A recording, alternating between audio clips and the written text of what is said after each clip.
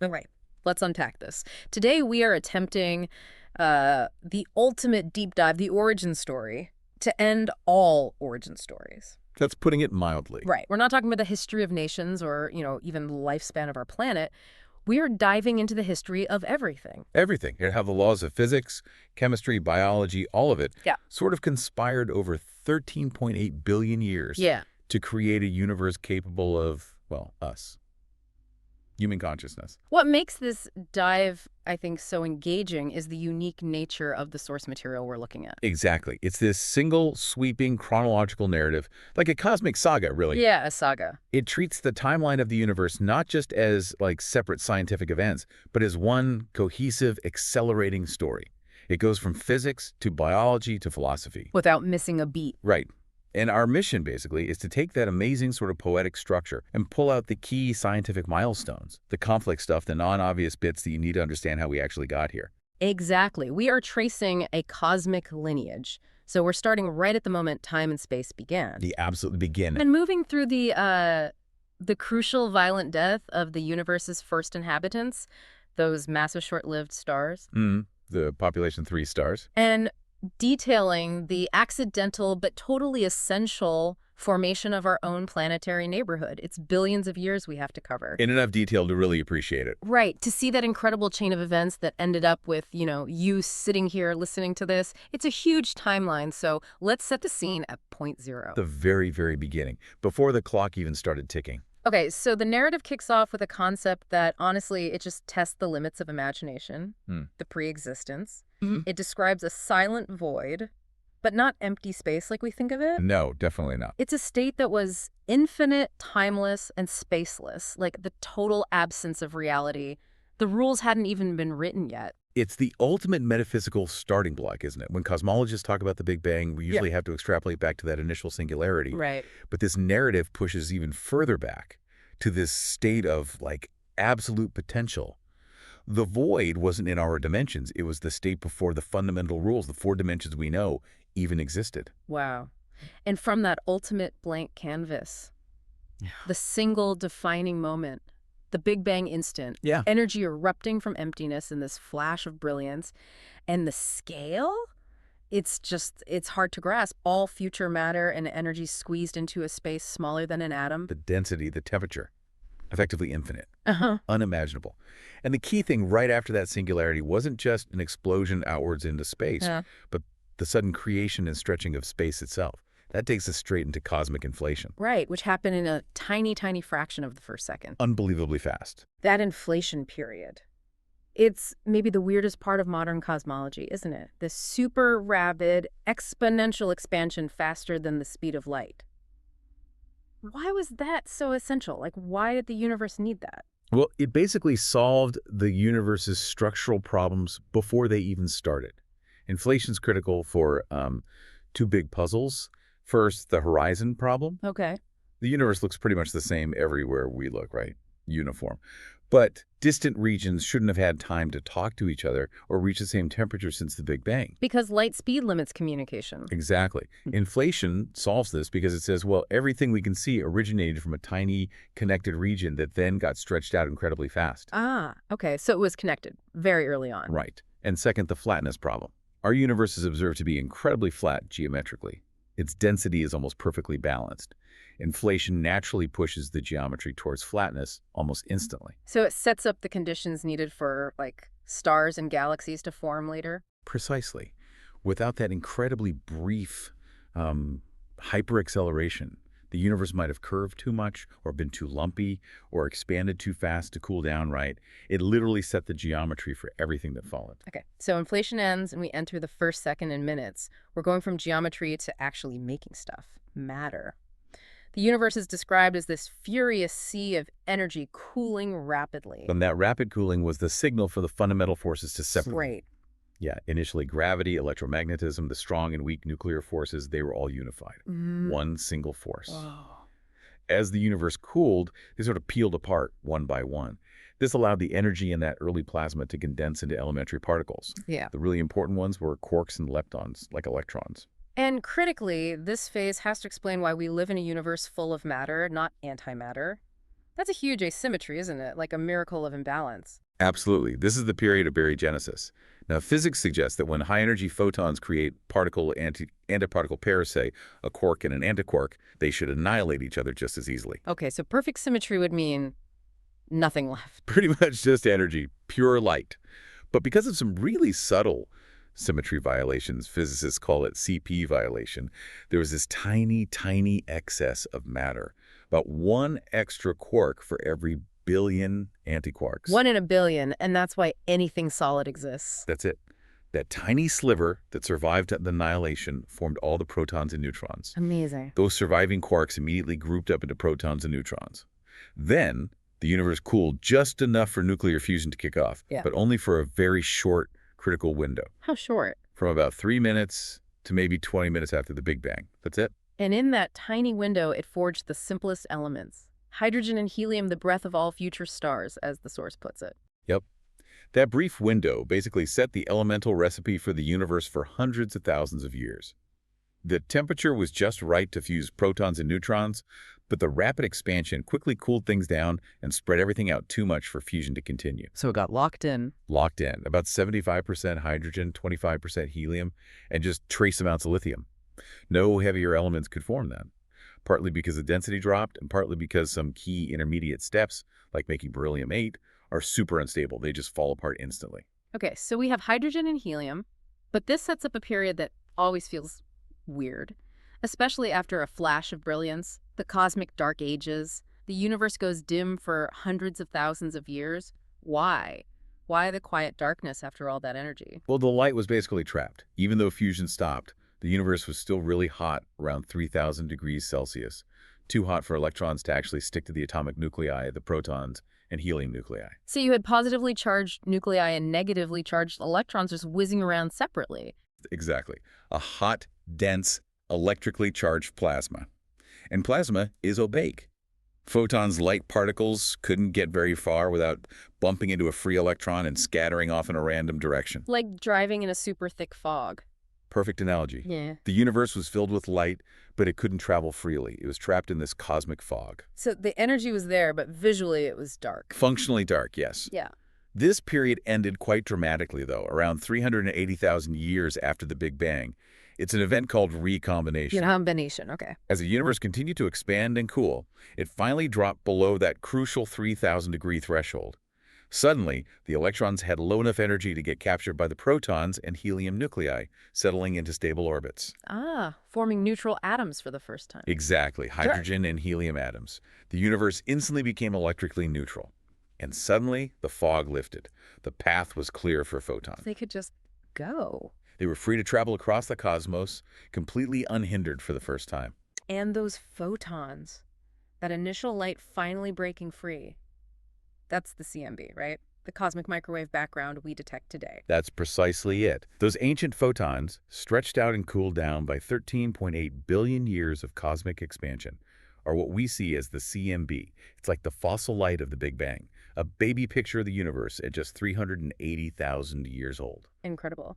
And during this dim period, this quiet worker period, as the source calls it, gravity was starting its real work. The darkness wasn't empty. It was sort of incubating things. Yeah, gravity never stops. It works on density fluctuations. The CMB actually shows us tiny temperature variations, which correspond to tiny differences in density in the early universe. These ripples were probably seeded way back during inflation. Okay. So during the Dark Ages, gravity slowly started pulling more matter, the hydrogen and helium gas, towards those slightly denser regions. Matter started to collect, forming the very first clumps of creation. The seeds of structure. Exactly. And these clumps would eventually grow large enough, dense enough, hot enough at their centers to collapse under their own weight. Which leads us to the next spectacular transformation. So the darkness really was pregnant with potential. And the transition out of those silent years, the reawakening, when those clumps finally ignite, that marks the birth of the universe we kind of recognize. This is the dawn of the stelliferous era, the age of stars. When those huge clouds of hydrogen and helium pulled together by gravity reached critical mass and immense pressure in their cores, fusion ignited again, for the second time in cosmic history. The first stars switched on. The first stars. The universe's ultimate power sources. They lit up the cosmos ending the Dark Ages for good. Okay, first light. We've gone beyond just simple structure. Now we have active creation happening. And the main job of these stars, that's what really shapes the universe from here on out, right? Turning that raw hydrogen into more useful stuff. Absolutely. They were the universe's first and maybe most important alchemists. The only ingredients they had were hydrogen and helium from the Big Bang. Nothing else existed yet. Nothing. Inside their cores, under incredible pressure and heat, sustained fusion started converting hydrogen into helium, then helium into carbon, oxygen, working its way up the periodic table. So stars are literally element factories. Cosmic element factories, yeah. Their life cycles determine the ingredients for everything that comes later. Planets, life, us. Now, the source material really emphasizes that these first stars were different. Massive, unstable, yet magnificent. That scale is key, isn't it? They weren't like our nice, stable sun. Not at all. Their composition dictated their size. See, in modern star formation, tiny amounts of heavier elements, astronomers call them metals, even things like carbon and oxygen, act as coolants. Coolants, how? They radiate heat away efficiently, allowing gas clouds to fragment into smaller clumps and form stars more like our sun. But the first stars, the population 3 stars, had no metals, just hydrogen and helium. So the gas couldn't cool down easily? Right. Which meant the clouds had to become absolutely enormous and incredibly hot before gravity could crush them enough to start fusion. So these stars were giants, hundreds of times the mass of our sun, maybe even more. Wow. And because they were so huge, they must have burned through their fuel incredibly fast. Like cosmic gas guzzlers. They were the rock stars of the cosmos, as you said earlier, lived fast, died young. A good analogy. While our sun will last about 10 billion years, these giants probably only live for a few million, maybe less. But that short, intense life was essential, wasn't it? They had to make the elements needed for the next generation of stars. Exactly. Once they'd fused hydrogen to helium, they started on helium, fusing it into carbon, then oxygen, neon, silicon, all the way up the periodic table to iron. Iron. That's the key stopping point for fusion. Right to the ash. Fusing elements up to iron releases energy, which supports the star against gravity. But fusing iron actually consumes energy. So the furnace goes out. Instantly. And gravity wins. Catastrophically. Which leads us to the ultimate recycling program, supernovae. The most violent way imaginable for a star to die, as the source says. But it calls it the crucial gift of death. It really is the moment everything hinges on for complex chemistry. When that massive star's core becomes pure iron, the iron catastrophe fusion stops. The core collapses in less than a second. Collapses. Implodes, reaches insane density like an atomic nucleus itself, and then rebounds. This rebound creates a shock wave that blasts outwards, tearing the rest of the star apart in a supernova explosion. Okay, we always hear supernovae scatter elements, but you're saying the explosion itself creates elements too, not just dispersal. Yes, absolutely. This is key. We need to distinguish two processes. Elements up to iron are mostly made slowly, over millions of years, inside the star's core. That's the OS process, slow neutron capture. Okay. But elements heavier than iron, things like silver, platinum, uranium, and importantly the gold mentioned in the source, they require the insane energy and intense flood of neutrons you only get during that core collapse and explosion. But that's the process. That's the process, rapid neutron capture. The supernova is the forge for those heavy elements. It synthesizes them in moments and then blasts them, along with all the carbon, oxygen, silicon, etc., out into space as ashes. So the gold in wedding rings, the silicon in our computers, the iron in our blood and planet's core, they were literally forged in the death throes of these ancient, massive stars. That's exactly right. Our planet, our bodies, wouldn't exist without those spectacular stellar suicides. The carbon and oxygen for life were made relatively peacefully inside, but the heavier stuff needed that violence. It's cosmic recycling on the grandest scale. And it ensures that the next generation of gas clouds, the ones that will form new stars and planets, are enriched with these heavier elements. Without this cycle, the universe would still just be hydrogen and helium, maybe some dead stars. Nothing complex. And this ongoing cycle, birth, fusion, death, enrichment, this leads to the grand structures we see, right? The rise of structure, galaxies. Gravity is the architect, working over billions of years. Those enriched gas and dust clouds, now full of carbon, oxygen, iron, silicon, they start clumping together, drawn into these huge invisible scaffolds of dark matter. Dark matter halos. Exactly. These vast collections of gas, dust, stars, and dark matter become the grand islands of stars, galaxies. We see them in all shapes and sizes. Beautiful spirals like ours, giant ellipticals, smaller, irregular ones. It's an amazing hierarchy, from almost uniform gas to billions of distinct galaxies, each with billions of stars inside. And it took time. The very first galaxies were smaller, messier, constantly bumping into each other and merging to build up the larger ones we see today. The universe had to mature for several billion years before you could get stable, metal-rich spiral galaxies like the Milky Way. Which brings us to our own home, the local cluster. The source calls the Milky Way small, unremarkable, yet destined to become special. A good reminder that we're just one galaxy, but our location and timing were spot on. Definitely. We're in what's called the galactic habitable zone. We're far enough from the chaotic, high-radiation center of the galaxy to be relatively safe, Okay. but close enough to have benefited from multiple rounds of that stellar recycling we talked about.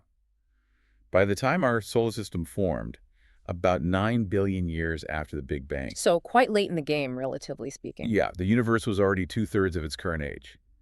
By then, the amount of heavy elements, the metallicity in this region of the Milky Way was just right. Not too much, not too little. Just right for what? Just right for forming rocky planets like Earth and ultimately for life.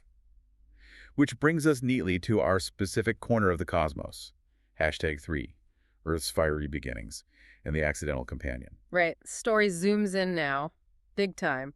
We fast forward to about 9 billion years after the Big Bang. Our sun is born. Yep. From a relatively small cloud of that enriched gas and dust, it probably got a nudge, maybe a shock wave from a nearby supernova. Another cosmic coincidence. Possibly. That nudge caused it to start collapsing under its own gravity. And that 9 billion year wait, that's crucial, isn't it? Two-thirds of cosmic history had to happen first, just to gather the right ingredients here. Absolutely. Our sun is a third-generation star, maybe even later. It absolutely relies on the materials forged and scattered by those earlier generations of massive stars we just discussed. Okay, so the sun ignites, and around it the leftover stuff starts the process of planetary aggregation. This is where the star ash starts clumping together. Yeah, accretion. It starts small. In the solar nebula, that swirling disk of gas and dust around the young sun, microscopic dust grains start sticking together. Electrostatic forces, maybe sticky coatings. Like dust bunnies under the bed. Sort of. They grow into pebbles, then snowball into kilometer-sized planetesimals. Then gravity really takes over.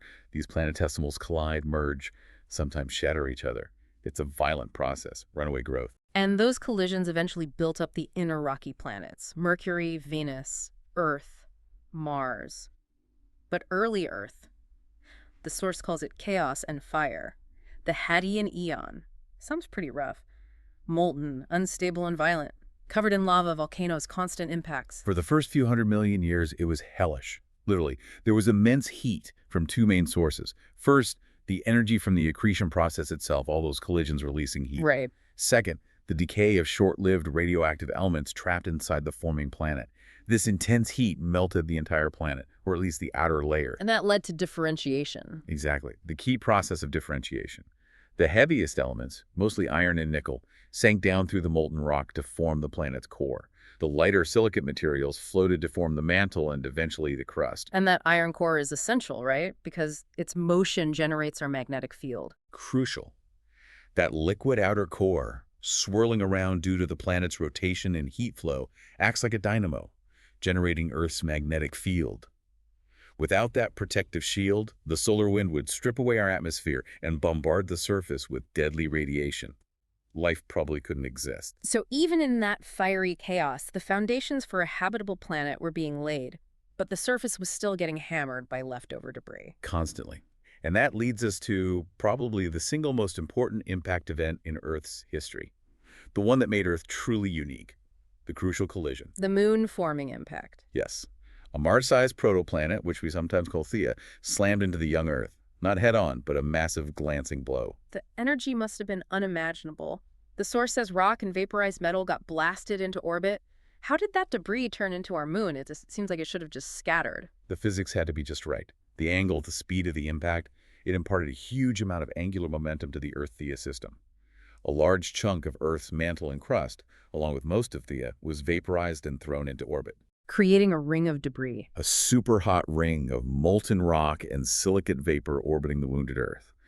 And simulations suggest this ring coalesced incredibly quickly through its own gravity, maybe in just years or even months, forming the moon. Wow, that fast. And our moon is huge compared to Earth, much bigger relative to its planet than most other moons in the solar system. Exceptionally large. And that size and closeness made the moon's stabilizing role absolutely vital.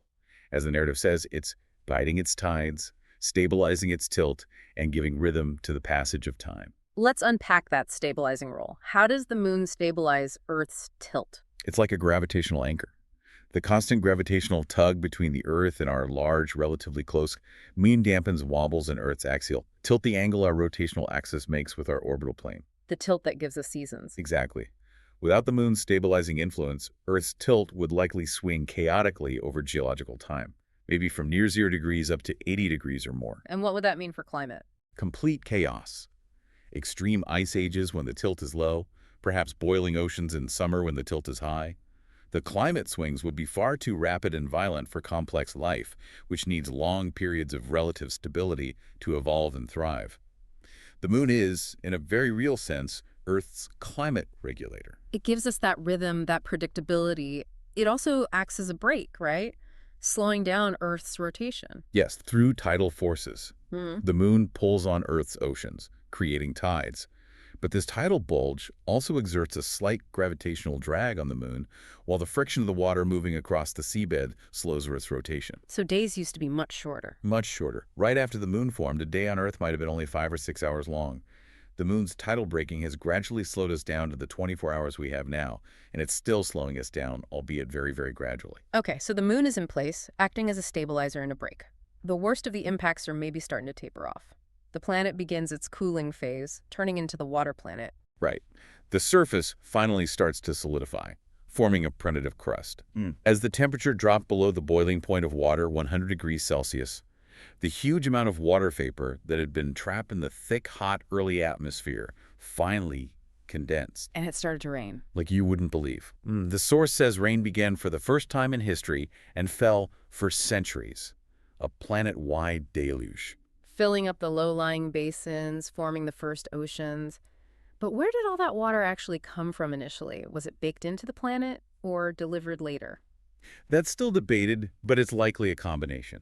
A lot of water was probably locked up in the minerals that formed the Earth and was released as steam through intense volcanic activity outgassing. Okay, internal sources. But it's also very likely that a significant amount of water was delivered later, during a period called the Late Heavy Bombardment around 4 billion years ago.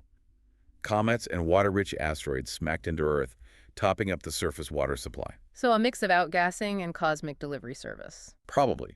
Whatever the exact ratio, the end result was a water world. Deep oceans covering much of the planet, providing the solvent, the medium, for the next incredible chapter to begin.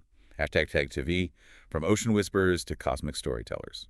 Okay, so we've got the ingredients from stars, a stable planet thanks to the moon, a magnetic shield, and liquid water oceans. The stage is absolutely set, and the narrative shifts now from geology to biology, the spark of life. Yeah, this is the big one. Abiogenesis.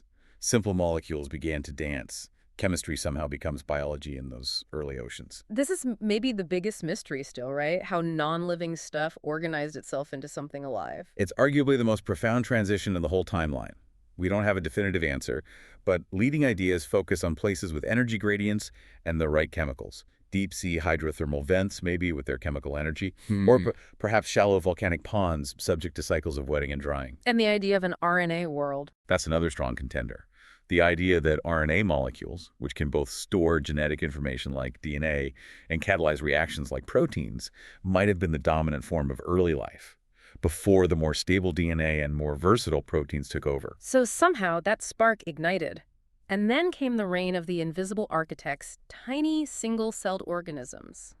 For billions of years, that was it, right? Yeah, for roughly 3 billion years, life on Earth was almost entirely microscopic. Prokaryotes, bacteria, and archaea.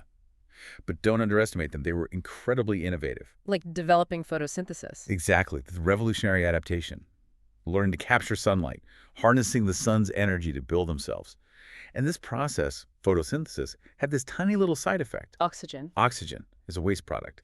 And that waste product led to the biggest environmental shift in Earth's history, the atmospheric transformation. You called it an ecological disaster earlier. From the perspective of the existing life at the time, it absolutely was. We call it the Great Oxidation Event, or GOE, around 2.4 billion years ago. Oxygen was highly reactive, toxic, to most of the anaerobic life that existed then. So it poisoned the atmosphere for them. Pretty much. It reacted with methane, a greenhouse gas, potentially plunging the Earth into a global ice age, a snowball Earth event. It oxidized minerals on a massive scale, and it caused a mass extinction of organisms that couldn't cope with oxygen. So life almost wiped itself out. But paradoxically, that catastrophe set the stage for everything more complex. Precisely.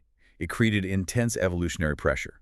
Oxygen, despite being dangerous, allows for much more efficient energy production through aerobic respiration. Burning fuel with oxygen. Right. Organisms that evolve ways to tolerate oxygen and then harness it gained a huge energetic advantage, and that energy surplus was almost certainly a prerequisite for the next huge evolutionary leap.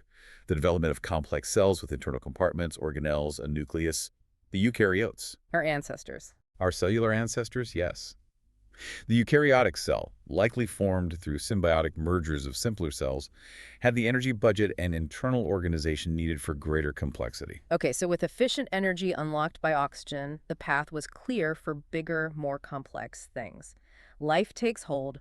We get into the visible fossil record, the Cambrian explosion in the shallow seas, jellyfish, trilobites, weird early fish. Once eukaryotes arrived, and especially once multicellularity evolved, things really took off. The Cambrian explosion, starting about 540 million years ago, is this incredible period where almost all the major animal body plans we see today seem to appear relatively rapidly in the fossil record. Evolution started experimenting like crazy. Hard parts, shells, exoskeletons, specialized limbs, eyes. The oceans went from being dominated by microbial mats to bustling ecosystems full of complex animals. But the land? The continents were still pretty much barren rock. Until the conquest of land, that must have been a huge hurdle, dealing with gravity, drying out. Massive challenges. It started with plants, probably relatives of green algae, making the transition around 470 million years ago. They had to evolve structures for support, lignin vascular tissues to transport water upwards, ways to prevent drying out, ways to reproduce without open water. A whole new toolkit. A whole new toolkit. And once plants got a foothold, they fundamentally changed the land. They created soils, altered weathering patterns, changed the atmosphere further. And as the source says, plants took root, forests spread across continents, insects filled the air, animals followed the plants onto land. The planet now hummed with the sound of life. Yeah, amphibians, then reptiles, then the rise of the great forests of the Carboniferous period. The world transformed from primarily microbial to being dominated by large visible organisms on land and sea. Which eventually leads to the age of giants, the dinosaurs. Hundreds of millions of years where they were the dominant land vertebrates, titans of flesh and bone. They were incredibly successful.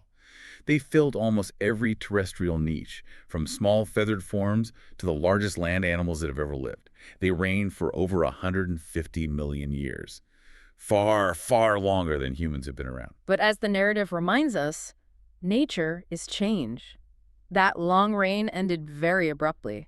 The asteroid strike, 66 million years ago. The Chicxulub impactor, a truly catastrophic event. A roughly 10-kilometer-wide asteroid or comet hitting the Yucatan Peninsula in present-day Mexico. The evidence is overwhelming now. The iridium layer worldwide, the crater itself, shot quartz, tsunami deposits. What were the immediate effects that caused the mass extinction? It wasn't just the blast, right? The immediate blast and subsequent earthquakes and tsunamis were devastating locally. Yeah. But the global killers were twofold. First, an intense heat pulse from re-entering debris might have cooked exposed organisms and ignited global wildfires. Okay. Second, and perhaps more importantly, the immense amount of dust, soot from the wildfires, and sulfur aerosols blasted into the stratosphere. This blocked sunlight for months, maybe years. Instant impact winter. Exactly. Photosynthesis shuts down on land and in the oceans. Food chains collapse from the bottom up, temperatures plummet. It is a terrible time to be big and reliant on fresh food. The age of giants was over. But life finds a way. And the crucial part of the story is the mammalian inheritance.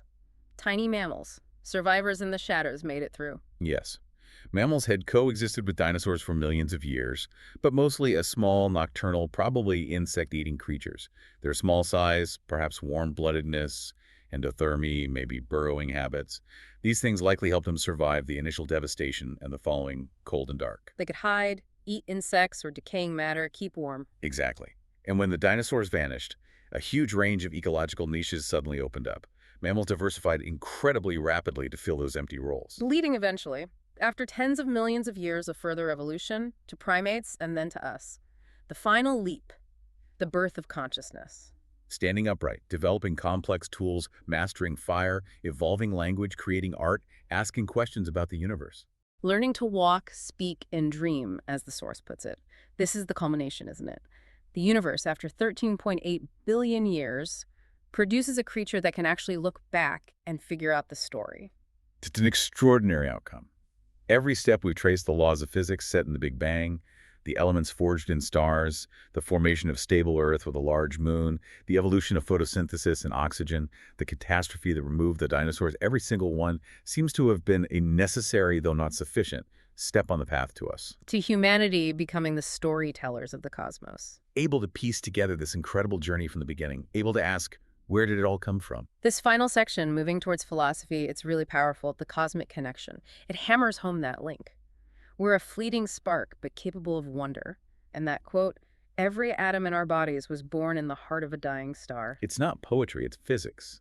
The carbon, the nitrogen, the oxygen, the iron, all of it, except for the hydrogen, was synthesized inside stars and scattered by supernovae. We are, quite literally, stardust. And the idea that we are the universe made conscious of itself, what does that really mean? It means consciousness isn't some spooky separate thing dropped onto the planet. It's an emergent property of complexity.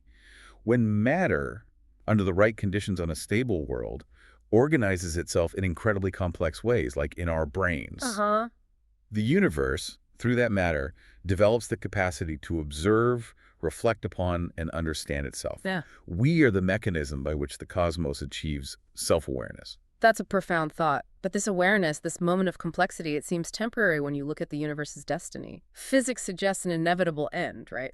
Based on what we currently observe, yes. The driving force seems to be dark energy, this mysterious something that's causing the expansion of space itself to accelerate. Not just expand, but speed up. Speed up. If this continues, the future looks like one of increasing isolation and decay. Stars will eventually burn out, the hydrogen fuel gets used up, galaxies will drift further and further apart, eventually receding faster than the speed of light relative to each other, disappearing beyond our cosmic horizon. So future astronomers, if any exist, won't even be able to see other galaxies. The sky will look empty. Largely empty, yes, except for the few galaxies gravitationally bound together in our local group, which might merge into one giant galaxy.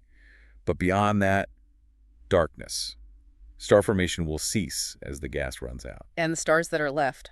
The longest-lived stars are red dwarfs. They'll sip their fuel for trillions of years, but even they will eventually fade into cold, dead remnants, black dwarfs. Then comes the era of decay. The cold, dark sea, the source mentions, a silent universe without light, heat, or time. That's the most likely scenario based on current physics, the heat death of the universe. Entropy reaches its maximum, everything cools down towards absolute zero.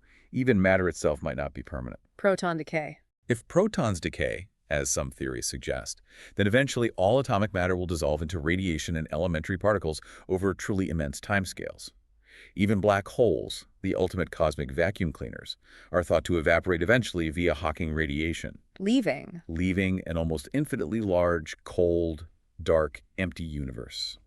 A thin soup of stray photons, neutrinos, maybe some fundamental particles, drifting ever further apart. A state where basically nothing happens. Time itself loses its meaning.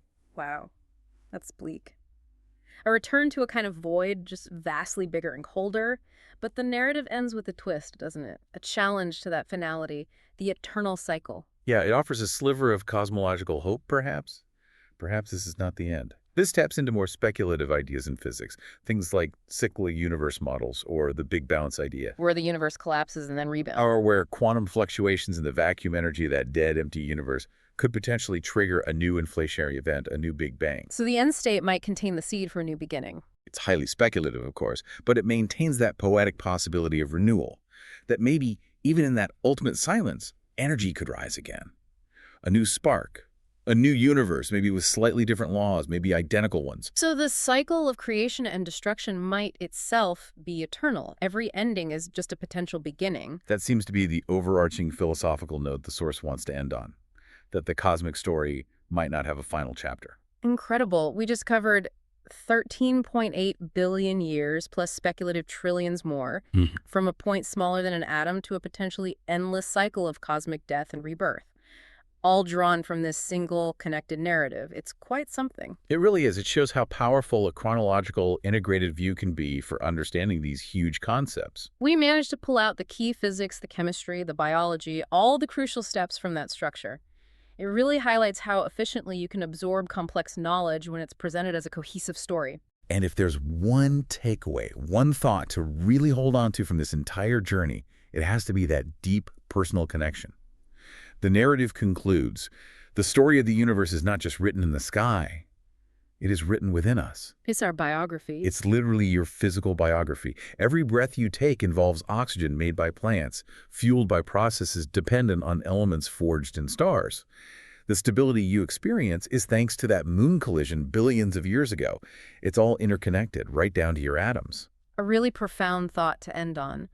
And it leaves us with that final question, doesn't it? If we are the universe made conscious, the part capable of understanding this story, what responsibility does that give us for this brief, incredible moment we have? What do we do with that awareness? Exactly. Something to definitely mull over until our next deep dive.